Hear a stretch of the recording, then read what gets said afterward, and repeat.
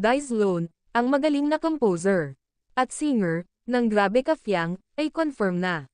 Invited siya sa Forever Fiang concert ni Fiang Smith.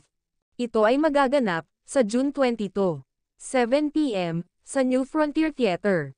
Nakaka-excite dahil ito din ang hiling ng mga fans ni Fiang. Trending ang song na ito, Grabe Ka Fiang, mula nung nasa loob pa ng bahay ni Kuya, si Fiang Smith.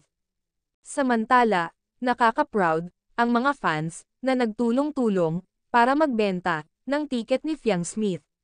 Dahil ayon sa mga netizens, kung kagaya lang ng laki ng venue at price ng tiket ni Fiang, kina Rain, Colette, and Kai, matagal na itong na-sold out. Pero si Fiang, ang pinakamahal na tiket sa tatlo. At siya din ang pinakamalaking venue. Kung yung kina Rain, Colette, and Kai, umabot ng 3M. Si Fiang, aabot ng 7M. Pero malaki ang tiwala ng mga fans na maso-sold out ito bago ang June 22. Sa sipag at tiyaga ng mga fans, maso-sold out po ito.